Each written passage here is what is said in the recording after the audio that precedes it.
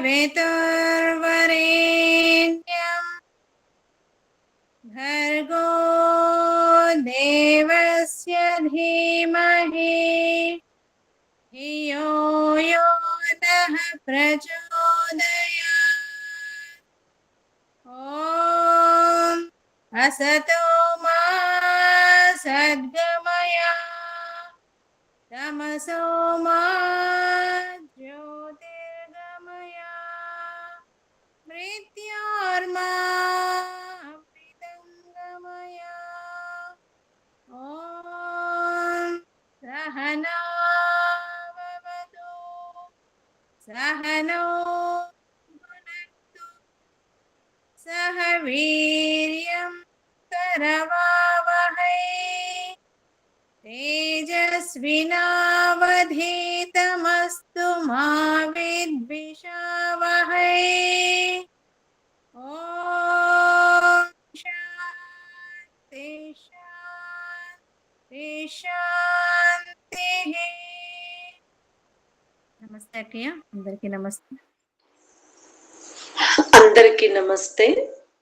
ఈరోజు మనం యోగ దర్శనంలోని సాధన పాదంలో 12వ సూత్రాన్ని చెప్పుకుంటున్నాం.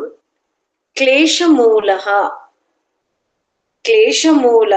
కర్మాశయో దృష్టాదృష్ట జన్మ వేదనీయః.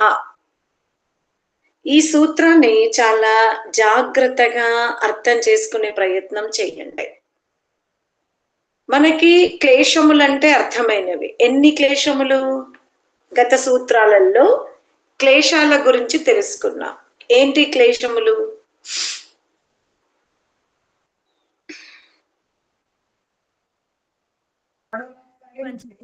అవిద్య, అస్మిత, రాగము, ద్వేషము, అభినివేశము. అవిద్య, అస్మిత, రాగము, ద్వేషము, అభినివేశము. అభినివేశము అంటే ఒక్క వర్డ్లో చెప్పాలి అంటే అభినివేశము అంటే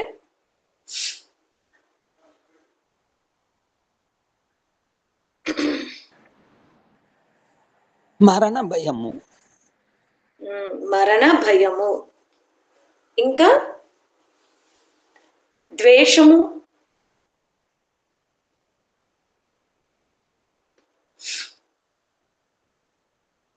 సూత్రాలు నడుస్తున్నప్పుడే రివిజన్ ఎంత బాగుంది అంటే ఈ శాస్త్రం అయిపోయిన తర్వాత మళ్ళీ నాలెడ్జ్ ఏమైతుంది? దుఃఖానుసయి ద్వేషమ. జీవితంలో మనము దుఃఖమును ద్వేషించడం అర్థమైందా? కానీ దుఃఖమును మనం ద్వేషించకూడదు. ఎందుకంటే అది కూడా మన జీవితంలోని ఒక భాగమే. అర్థమైందా? జీవితంలో దుఃఖము కూడా ఒక భాగమే, అది కూడా ఒక అవయవమే. దాని నుంచి మనం బయటకు వెళ్ళలేము, అది అనుభవించాల్సిందే, స్వీకరించాల్సిందే. అయితే ఇక్కడ ఏం చెప్తున్నాడు? క్లేశమూల కర్మాశయ. అసలు కర్మాశయము తయారవ్వడానికి కారణం ఏంటి? కర్మాశయము దేని వల్ల తయారవుతుంది? అవిద్య వలన. క్లేశముల వలన అంటే అవిద్య వలన. అర్థమైందా? జీవితంలో మీరు రెండు తెలుసుకోవాలి. పుణ్య కర్మాశయము ఉంటది, అటులనే పాప కర్మాశయం కూడా ఉంటది. అర్థమైందా? కర్మాశయాలు రెండు రకాలు. ఒకటి పుణ్య కర్మాశయము, రెండవది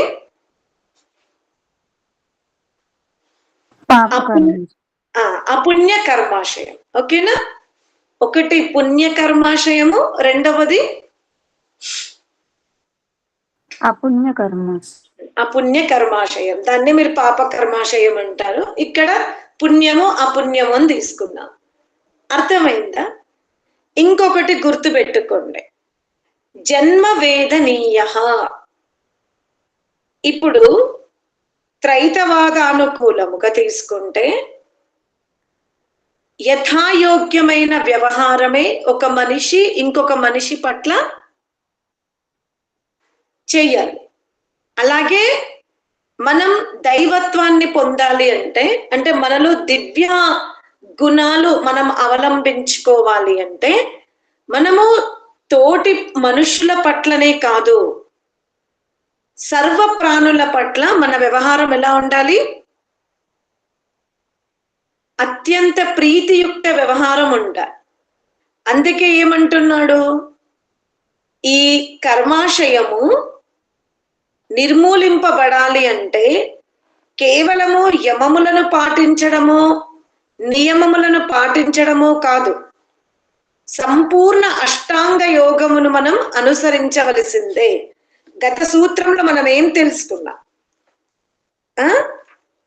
స్థితానాం తు బీజ భావోపగతానాం తే ప్రతి ప్రసవహేయా సూక్ష్మాః. మనలో ఉన్నటువంటి అవిద్య ప్రసుప్త స్థితికి వెళ్ళాలి, విచ్ఛిన్నం అవ్వాలి, మొలకెత్తకుండా అవ్వాలి అంటే మనము తోటి ప్రాణులు అంటే మనుష్యుల మాతృలతోనే మనం ప్రీతియుక్త వ్యవహారం కాదు. ఇంకా ఈ మనుషుల్లో కూడా చూడండి, ధనికులు ధనికుల్ని ప్రేమిస్తారు, ధనికులు ధనికులని గౌరవిస్తారు, రూపవంతులు రూపవంతుల్ని గౌరవిస్తారు. అలా కాదు, ఈ ఆధ్యాత్మిక క్షేత్రంలో మనము రూపవంతుల్ని ధనికులని కురూపులని సర్వులను కూడా మనము సమభావముతో చూడవలసి వస్తుంది. కేవలం మానవ సమూహమునే కాదు, మన చుట్టూ ఉన్నటువంటి సర్వ ప్రాణులని కూడా మనము రక్షించుకోవలసి వస్తుంది.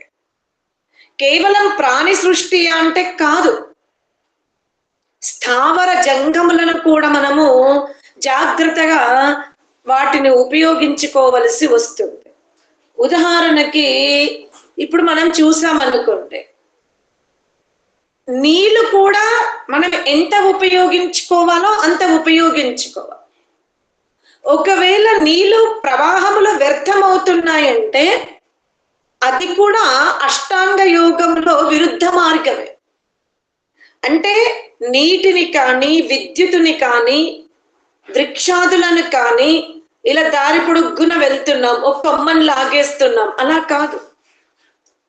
ప్రతి చోట మనము చాలా యథాయోగ్యం అనగా మృదు వ్యవహారం చేయవలసి ఉంటుంది. ఒక చెట్టు నుండి పువ్వు తెంపాలన్నా అది చక్కగా వికసింపబడి ఉంది చెట్టు మీద, మీరు గమనించండి, అది చెట్టు మీద ఆ పువ్వు నవ్వుతూ ఉన్నట్టుగా ఉంటది. మనము కేశాలని అలంకరించుకోవాలని ఆ పువ్వు తెంపుతున్నాం కాదు అంటాడు. చెట్ల మీద ఉన్న పువ్వులని కూడా వాటిని తెంపడం అనవసరం అంటాడు. అందుకనే చాలా మంది యజ్ఞం దగ్గర ఆ చుట్టూ పువ్వులు పెట్టాలి అంటే ఆ అలంకరణ లేకపోతేనే మంచిది కదా. అంటే లోతైన ఆధ్యాత్మిక మార్గంలో ఉన్నవారు ఆ పువ్వులని తెంపడము కూడా ఇష్టపడరన్నమాట. అర్థమైందా? అంటే చెట్లని కూడా ప్రేమిస్తారు, ఆ చెట్టు మీద ఉన్న ఆ పువ్వుని కూడా ఒక తల్లి నుండి బిడ్డను వేరు చేసినట్టుగా భావిస్తారు లోతైన ఆధ్యాత్మిక మార్గములో ఉన్నవారు. ఎందుకంటే చెట్టు కొమ్మ మీద తుమ్మెద వాలుతుంది పువ్వుంటే, చిన్న చిన్న చీమలు కూడా ఆ పువ్వులోని రసాన్ని ఆస్వాదించడానికి పువ్వు దగ్గరికి వస్తుంది. కాబట్టి ఆధ్యాత్మికవాది అలంకరణ కోసము ఆ వృక్షాల నుండి పువ్వులని తెంపడానికి కూడా ఇష్టపడాడు. ఇది మీరు గమనించుకోవాలి. అంటే ఎంత వీలవుతే అంత అతను స్థావర జంగమ పదార్థాలని కానీ తోటి ప్రాణులని కానీ యథాయోగ్య వ్యవహారముతో మెదులుకుంటాడు. అయితే ఇప్పుడు ఇక్కడ జన్మ వేదనీయ అంటాడు. లోకములో ఒక వ్యక్తి నీచమైన కర్మ చేశాడు, చాలా క్రూరయుక్త కర్మ చేశాడు. ఇప్పుడు ఆ క్రూరయుక్త కర్మ అనుభవించాలి అంటే అది మానవ జన్మతో కుదరనే కుదరదు. చాలా క్రూరమైన పని చేశాడు, దుష్ట పని చేశాడు, హింసాయుక్త పని చేశాడు, వైర భావనతో కూడుకున్న కష్టాలు కలిగించాడు. మరి దానికి ఫలం మానవ జన్మ ద్వారా అనుభవించడానికి సృష్టి నియమము ఒప్పుకోదు. అది మీరు గుర్తుపెట్టుకో. లోకములో చాలా మంది వేదనాయుక్తమైన బాధాకరమైన కర్మలు చేస్తూ ఉంటారు. ఇప్పుడు ఇతను ఉన్నది మానవ జన్మలో ఉన్నాడు, మానవ శరీరంలో ఉన్నాడు. మానవ శరీరాన్ని ధరించుకొని చాలా నికృష్టమైన అంటే చాలా హీనమైన కర్మలు చేస్తున్నాడు. ఆ కర్మ ఫలాలను మానవ దేహము ద్వారా అనుభవించడానికి వీలుండదు. ఇది ఏ సృష్టి ధర్మము. ఇది మనం తెలుసుకోవాలి. అనుభవిస్తాడు కానీ ఈ శరీరము ద్వారా కాదు. అటులనే అత్యధిక సువర్ణాది ధాతువుల పుణ్యకర్మ చేస్తాడు, దానాలిచ్చి చాలా దాన ధర్మాలు చేస్తాడు. మరి ఆ దాన ధర్మాల యొక్క ఫలము కూడా చాలా చాలా చాలా గొప్పగా ఉంది. చాలా హై స్థాయిలో ఉన్నత స్థానంలో దానం చేస్తున్నాడు. ఆ దాన ఫలము కూడా ఏదైతే ఐశ్వర్యయుక్త కర్మ ఫలం ఉంటుందో దాన్ని కూడా వర్తమాన శరీరముతో అనుభవించలేడు. అది కూడా సృష్టి నియమానికి విరుద్ధమే. మీరు తెలుసుకోవాలి. అత్యధిక పుణ్యకర్మల ఫలము కూడా వర్తమాన దేహము ద్వారా అనుభవించడానికి వీలు లేదు. అత్యధిక పాపకర్మ ఫలము కూడా వర్తమాన శరీరము ద్వారా అనుభవించడానికి వీలు లేదు. ఇది ఏ సృష్టి ధర్మము. ఈ బుద్ధి సరిపోదు. అతను చేసిన పరోపకార మృదుమయ దానమయ గుణముకు ఈ బుద్ధి సరిపోదు. బుద్ధి సామర్థ్యం వేరుగా ఉండాలి. అందుకనే వర్తమాన శరీరము ద్వారా చేసిన అత్యధిక పుణ్య కార్యముల ఫలమును కానీ అత్యధిక అపుణ్య కర్మ ఫలములు కానీ అనుభవించడానికి వర్తమాన దేహం అతనికి అనుకూలముగా ఉండదు. ఏవైతే వర్తమాన దేహమునకు సరిపోని కర్మ ఫలాలు ఉంటాయో అవి పుణ్యకర్మ ఫలాలు ఉండొచ్చు, లేదా అపుణ్య కర్మలు ఉండొచ్చు. ఏవైతే వర్తమాన బుద్ధికి, వర్తమాన ఇంద్రియాలకు, వర్తమాన దేహమునకు అనుకూలముగా ఉండవో అవన్నీ కూడా కర్మాశయములోకే మారుతవి. అన్ని కర్మాశయంలోకి వెళ్ళిపోతుంది. దృష్ట జన్మ వేదనీయ. మనము అటులనే జన్మాంతరాల యొక్క కర్మాశయ ఫలములనే మనం ఇక్కడ అనుభవిస్తూ ఉన్నాం. మీరు చాలా జాగ్రత్తగా ఈ ఋషుల యొక్క జీవన విధానాన్ని, వాళ్ళ అభిప్రాయాన్ని తెలుసుకోవలసి వస్తుంది. మనం సామాన్య పుణ్యకర్మలు చేసినప్పుడు, సామాన్య పాపకర్మలు చేసినప్పుడే మనం ఈ దేహము ద్వారా అనుభవిస్తాము. విశేషమైన పుణ్యకార్యాల ఫలము, విశేషమైన దుష్ట కర్మలు, ఈ రెండు కూడా వర్తమాన దేహము ద్వారా అనుభవించడానికి వీలు లేదు. ఎవరైతే విశేషమైన కర్మలు చేస్తారో, విశేషమైన పుణ్య కర్మాశయం తయారు చేసుకున్నారో వాళ్ళు ఇతిహాసములో మీరు చూడండి, రాముడు, కృష్ణుడు, గార్గి, మైత్రేయి ఇలా శక్తివంతమైన దేహాలతో ఆ కర్మఫలాన్ని అనుభవిస్తారు.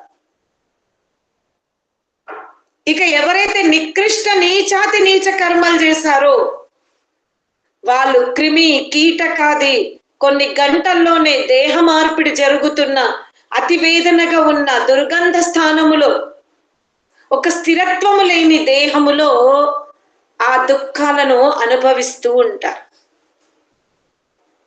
మరి ఏవి ఇక్కడ అనుభవిస్తాము మనము? అతి పుణ్యకర్మ ఫలములకు ఈ దేహము సరిపోదు, అతి పాప కర్మలకు కూడా ఈ దేహములు అనుభవించడానికి వీలు లేదు. మరి ఏది అనుభవిస్తాము అంటే కేవలము సాధననే, అవిద్యను మాత్రమే మనం తొలగించుకోగలుగుతాం. తీవ్ర వైరాగ్య స్థితి వచ్చింది మనకి. మనం సాధన స్థితిని, అష్టాంగ యోగమును చాలా హై స్థాయిలో సాధన చేస్తున్నాం, చాలా మంచి స్థాయిలో ఉన్నాం, మంచి ప్రయత్నం చేస్తున్నాం. అప్పుడు ఏమైపోతుంది? చాలా మంచి స్థాయిలో మన సాధన కొనసాగుతూ ఉంది. అప్పుడు ఏమవుతుంది చెప్పండి?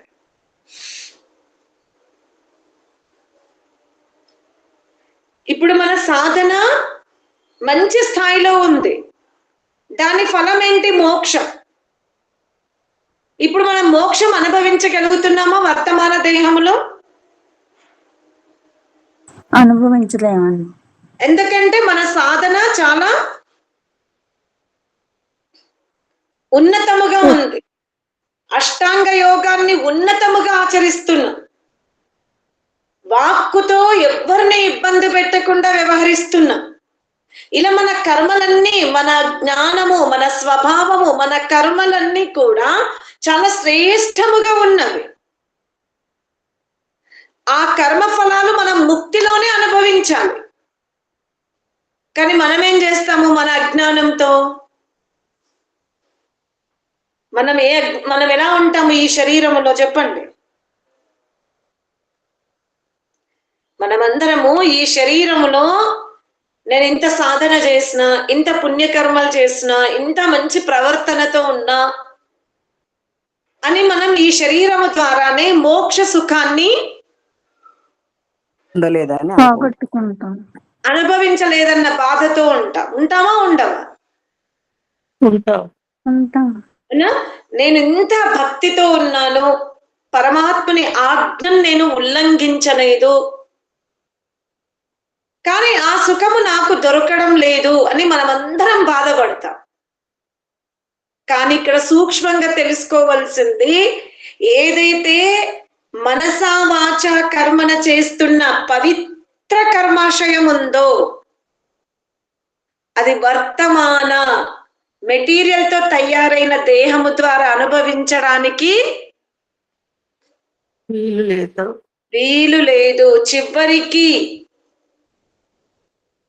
పరమాత్ముని ద్వారా, సామ్యావస్థ ప్రకృతి ద్వారా, మహత్తత్వము ద్వారా ఏర్పడిన ఈ మనస్సు, బుద్ధి, చిత్తము, అహంకారము అనే ఈ సాధనాల ద్వారా కూడా ఆ పుణ్యకర్మాశయము అనుభవించడానికి ఈ సాధనాలు కూడా చిన్నవైపోతున్నాయి. ఉదాహరణకి చూడండి, మీ ఇంట్లో బట్టలు కుట్టే వాళ్ళు, అంటే మీకు బట్టలు కుట్టడం వచ్చు అనుకోండి, టైలరింగ్ పని వచ్చు అనుకోండి, మీరు ఏదైతే వస్త్రం కత్తరిస్తారో ఆ కత్తెర ఒకసారి రిపేర్కి వచ్చింది. ఇంట్లో మీరు ప్రతిరోజు వంట గదిలో పాల ప్యాకెట్, ఇంకేదన్నా కవర్, కత్తరించే కవర్ ఉంటది. ఇంట్లో కత్తెర ఉంది, ఏది? వంట ఇంట్లో ఉన్న కత్తెర ఉంది. ఇప్పుడు చెప్పండి, మీరు ఒక బ్లౌజ్ కట్ చేయాలన్నా, ఒక నూతన మీటర్ కట్ చేయాలన్నా మీరు ఏ కత్తెరతో ఉపయోగిస్తారు? కుట్టు మిషన్ దగ్గర ఉన్న కత్తెరే వాడతాం. ఎందుకు? వంట ఇంట్లో ఉన్న కత్తెర తీసుకోవచ్చు కదా, కుట్టు మిషన్ కత్తెరతోనే ఎందుకు? సామర్థ్యం సరిపోదండి, కరెక్ట్ గా రాదు, కటింగ్ తేడా వస్తుంది. కటింగ్ తేడా వస్తుంది, సామర్థ్యం సరిపోదు అని లలిత అంటుంది. ఇంకెవరైనా చెప్తారా? నేను మనం నిత్య వ్యవహారంతో పట్టుకొచ్చా, అది కత్తెరనే, ఇది కత్తెరనే. అంతే అమ్మా, ఏ పనికి ఉపయోగించే ఆ పనికి ఉపయోగించే పనిముట్టు మంచిగా. అటులనే ముక్తిలో ఉండవలసినటువంటి సుఖాన్ని, ముక్తిలో జీవుడు ఏదైతే ఆనందాన్ని అనుభవిస్తాడో ఆ ఆనందాన్ని కూడా మనము మనస్సు, బుద్ధి, చిత్తము, అహంకారము ద్వారా అనుభవించడానికి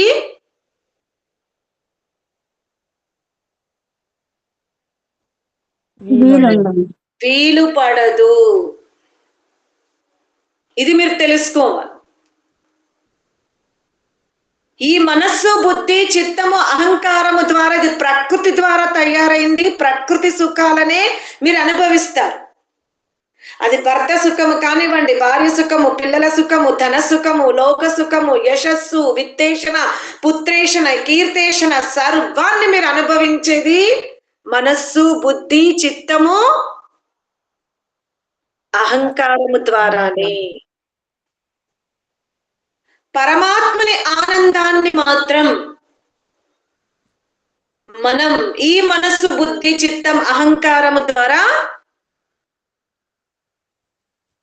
అనుభవించడానికి వీలు లేదు, వీలు పడదు.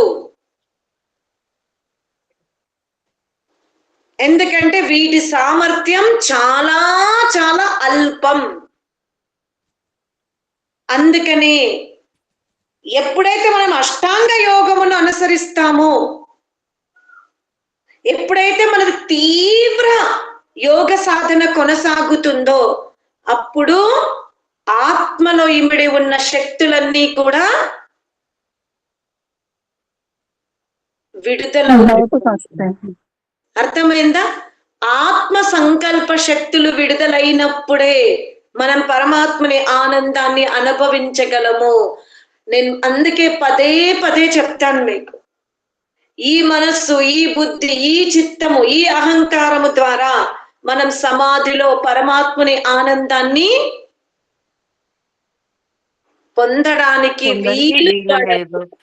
వీలు పడనే పడదు. మీరు ఎప్పుడైనా ఎమర్జెన్సీనా ఒక నూతన వస్త్రాన్ని రోజు వాడే కిచెన్ లో ఉన్న కత్తెరతో మీరు కట్ చేయాలని చూస్తే ఆ వస్త్రం చూడండి క్రాస్ పోతుంది, అనుకూలంగా ఉండదు. అటులనే మీరు కుట్టు మిషన్ కత్తెర తీసుకొచ్చి వంట ఇంటి పదార్థాలని కట్ చేయాలనుకుంటే ఎక్కువ కట్ అవుతుంది, మీరు గమనించుకుంటే. దీన్ని ఇక్కడే ఉపయోగించాలి, దాన్ని అక్కడే ఉపయోగించాలి. అటులనే మనస్సు, బుద్ధి, చిత్తం, అహంకారము ద్వారా మనం జ్ఞానం తెలుసుకుంటాము, కానీ పరమాత్మని ఆనందాన్ని అనుభవించలేము. వీటి ద్వారా వీటి సామర్థ్యం సరిపోదు. అటులనే అత్యధిక దుష్ట కార్యములు చేశాము వాక్కుతో, మనస్సుతో. చాలా నీచముగా యోజనలు చేశాం మనం. ఆ నీచమైన యోజనలకు వర్తమాన మనస్సు, బుద్ధి కూడా సరిపోదు. పశుయోనిలోకి వెళ్ళవలసిందే, అక్కడ మనస్సు, బుద్ధి శిథిల అవస్థలో ఉండవలసిందే, ఆ దేహము ద్వారా దుఃఖ రూప వేదన అనుభవించవలసిందే. ఎందుకంటే మనం ఎదుటి వ్యక్తికి శరీరము ద్వారా ఆటంకం కలిగించాము కాబట్టి అటువంటి ఆటంకాన్ని, అటువంటి దుర్భరమైన దేహము ద్వారానే మనం అనుభవిస్తాము. ఈ సూత్రాన్ని చాలా జాగ్రత్తగా తెలుసుకోండి. అతి పుణ్య కర్మ ఫలములను కూడా వర్తమాన దేహము ద్వారా అనుభవించము. అతి పాప కర్మ ఫలాలను కూడా వర్తమాన దేహము ద్వారా అనుభవించము. అన్ని కర్మాశయంలోకి వెళ్ళిపోతవి. కేవలము సాధన చెయ్యడము వలన, ధ్యానము చెయ్యడము వలన ఏదైతే కర్మాశయం ఉందో అది పవిత్రంగా మారుతుంది. అందుకని క్లేశమూల అన్నాడు చూడండి, జన్మమూల అనలేదు. జన్మలు తొలగిపోతాయి కాదు, ఈ అభ్యాసము వలన, ఈ యోగాభ్యాసము వలన, ఈ అష్టాంగ యోగము వలన, ఈ అష్టాంగ యోగమును ఆచరించడము వలన, నిరంతరము ధ్యానము చెయ్యడము వలన ఏమైపోతున్నాయి? మనలో ఉన్న క్లేశములు తొలగిపోతుంది. ఎప్పుడైతే క్లేశములు తొలగిపోతావో అవి ప్రసుప్త అవస్థకి వెళ్తాయో, విచ్ఛిన్న అవస్థకి వెళ్తాయో, నిద్ర అవస్థకి వెళ్తాయో, అప్పుడు ఆత్మ సంకల్ప శక్తులు విడుదల అందుకనే ధ్యానమును నిరంతరము ఒక గురువు దగ్గర చక్కగా అర్థమైన తర్వాతనే లోతుగా మనం ప్రారంభించాం. గమనించుకోండి, మాంసాహారము తింటున్నాము, అసత్యపూరిత వ్యవహారము చేస్తున్నాము, కీర్తేషణ కోసం పరిగెడుతున్నాము అంటే ఆత్మశక్తులు విడుదల కావు. అది గుర్తుపెట్టుకోండి.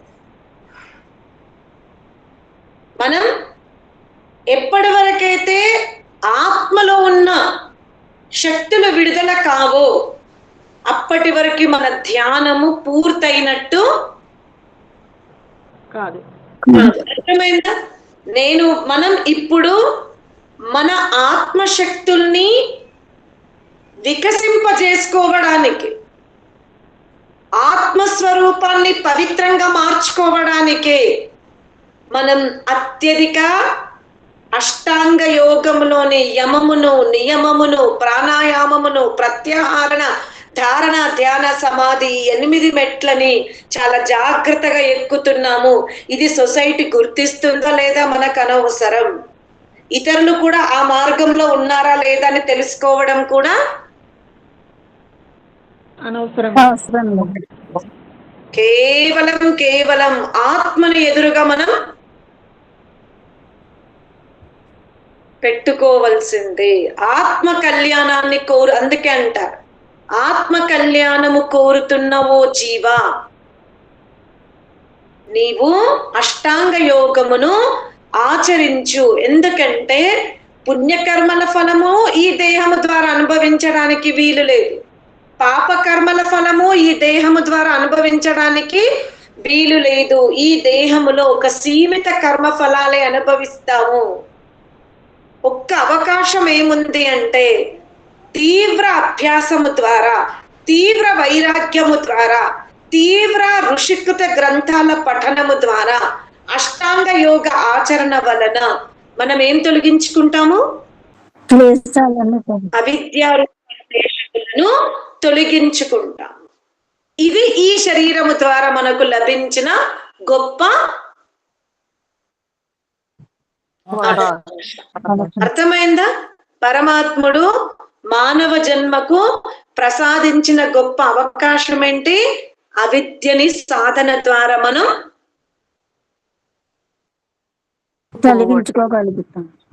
తొలగించుకోగలుగుతాం. అంతేగాని అత్యధిక పుణ్యకర్మ ఫలాలని కానీ అత్యధిక అపుణ్య కర్మ ఫలాలను కానీ మనము ఈ దేహము ద్వారా అనుభవించడానికి అవకాశం ఉండదు, లేదు. అర్థమైంది? ఇప్పుడు ఒకరిని మనం నరికామనుకోండి, ఇప్పుడు ఇక్కడ మనం పామో నేవలానో అవ్వాల్సి వస్తుంది. అందుకనే అంటే నిన్న పాముగా పుట్టి ఇవాళ మనిషిగా పుడదామా? అప్పుడు పుట్టినప్పుడు ఇవాళ మనకు 25 years ఉంటాయా? 0 age ఉంటుందా? 0 age ఉంటుంది. అందుకనే ఈ సూత్రాన్ని చాలా జాగ్రత్తగా ఒక పెద్దగా అక్షరాలతో రాసుకుని గుర్తు పెట్టుకోండి. నేను చేసిన నీచ కర్మలైనా సరే, నేను చేసిన పుణ్యకర్మలైనా సరే, అది కర్మాశయంలోకి మారుతుంది. దానికి వేరే సాధన పరమాత్ముడు ప్రసాదిస్తాడు. నేను ఈ దేహం అనే సాధన ద్వారా అనుభవించాలి అనుకుంటే అది నా మూర్ఖత్వమే. మేము ఇంత దానం చేశాము, అయినా దేవుడు అరే నీ దాన ఫలం ఉంది అక్కడ ఎందులోకి వెళ్ళిపోయింది? కర్మాశయంలోకి వెళ్ళిపోయింది. మీరు చదువుకున్న ఈశ్వర ప్రణిధానం తర్పణం ఉంది, అది కూడా కర్మాశయంలోకి వెళ్ళిపోయింది. మనం ఇక్కడ కేవలం ఒక అంటూ అంటామే, అది మాత్రమే అనుభవిస్తాము. పువ్వులు తొలగిపోతవి, మూలము వెళ్ళిపోతుంది, మధ్యలో ఉన్న సుగంధాన్నే మనం అనుభవిస్తూ ఉంటాం. అనుభవిస్తాం. ఎందుకంటే ఈ దేహమునకు పరమాత్ముడు ఎందుకు న్యాయకారియో నేను మీకు చెప్తున్నా. పరమాత్ముడు న్యాయకారి అంటే ఈ సూత్రాన్ని నెమర వేసుకోండి. అతను ఈ దేహము ద్వారా చేసిన దుష్ట పనులకు కూడా యోని ప్రసాదిస్తాడు, కానీ ఈ దేహం ఇవ్వడు. ఈ దేహము ద్వారా అనుభవింప చెయ్యడు, దానికి తగిన యోని ఇస్తాడు. అటులనే అత్యధిక పుణ్యకర్మలకు కూడా ఈ మనస్సు బుద్ధి చిత్తము కాకుండా రితంబర ప్రజ్ఞని ఇచ్చేసి ఇంకా ఐశ్వర్య స్థితికి తీసుకెళ్తాడు. అందుకని ఆధ్యాత్మిక మార్గంలో కర్మాశయాన్ని మనం నిర్మాణం చేసుకునేటప్పుడు జ్ఞానం ఉండాలి. జ్ఞానరహిత సాధన, వివేక రహిత సాధన, ఋషి ప్రణీత రహిత సాధన పూర్తి ఫలాన్ని మనకు ఇవ్వదు. అర్థమైందా? ఈ సూత్రంలో ఇమిడి ఉన్న జన్మ వేదనీయాహ. నేను నిన్న ఇంత పెద్ద యాగం చేసిన, నాకు ఇవాళ పుణ్యం దక్కితే బాగుండు. మీరు కూడా, మనం కూడా అనుకుంటాం కదా, అక్కయ్య దేవుడు ఎప్పుడు ఇస్తాడు అని. ఆయనకి ఇవ్వడానికి ఆయనకేమైనా మనం వైరమా? కానీ ఆయనకి తెలుసు ఇది గొప్ప పుణ్య కర్మ ఫలం ఉంది, ఈ సామాన్య దేహము ద్వారా ఎలా అనుభవింపజేయాలి. అట్లా నీచ కర్మ చేశాడే, ఆ నీచ కర్మ ఫలముకు ఈ మాధ్యమిక దేహము ద్వారా ఎలా ఇవ్వాలి. అందుకే రెండింటిని ఆపుతాడు, మిడిల్ కర్మ ఫలాలనే ప్రసాదిస్తాడు. మీరు చూడండి, దైనిక అగ్నిహోత్రం చేస్తాం, అది వాతావరణ శుద్ధి. మీరు ఎక్కడైనా ఎవరికైనా అగ్నిహోత్రం చేయించారనుకోండి, దక్షిణ రూప కర్మ ఫలం, దక్షిణ ఇవ్వండి, మీరు రుణ విముక్తులు అవుతారు. దక్షిణ రహిత కర్మ చాలా తప్పు. అందుకనే ఆర్య సమాజంలో చాలా మంది మధ్యలో ఒక ప్రపగండ చేశారు, మేము మీ ఇంట్లో యజ్ఞాలు ఫ్రీగా చేస్తామండి, చేయించుకోండి అని. దానికి వేదము కూడా ఒప్పుకోదు. ఒక గృహస్థుడు యజ్ఞం చేయించుకుంటున్నాడు అంటే ఆ చేసిన యజ్ఞ పురోహితునికి దక్షిణ ఇవ్వాలి, అదే అతనికి దక్షిణ ఫలము. కానీ మనం మధ్యకాలంలో, నేను చాలా సార్లు కూడా చెప్పా, ఒక గురుకులంలోకి వెళ్ళకుండా, ఒక పద్ధతిగా మంత్రపాఠం నేర్చుకోకుండా, ఉదాత్త అనుదాత్త స్వరరహిత మంత్రపాఠాన్ని మీరు అభ్యాసము చెయ్యకుండా పురోహితులు అయిపోయారు. అరే, క్రియ చెయ్యొద్దు అని చెప్పట్లే నేను. యజ్ఞయాగాదులు చెయ్యాలి, చేయించాలి, దీని ప్రచారం పెరగాలి అంటే ముందు మీరు కూడా క్రమబద్ధ జీవనాన్ని అలవర్చుకోవాలి. ఇప్పుడు ఒక స్కూల్ యాజమాన్యం ఒక సంస్థ నడిపిస్తుంది, అందులో సోషల్ టీచర్ ఉండాలి, సైన్స్ లో కూడా మళ్ళీ డివైడ్, ఫిజిక్స్ బయాలజీ, గణితం టీచర్ ఉండాలి, అన్ని రకాల విషయాలకు సంబంధించిన టీచర్ ఉండాలి. కొన్ని కారణాల వల్ల సైన్స్ టీచర్ దొరకలేదు. ఇప్పుడు తెలుగు టీచర్ సైన్స్ చెప్పింది అనుకోండి, మీరు ఒప్పుకుంటారా పేరెంట్స్ గా?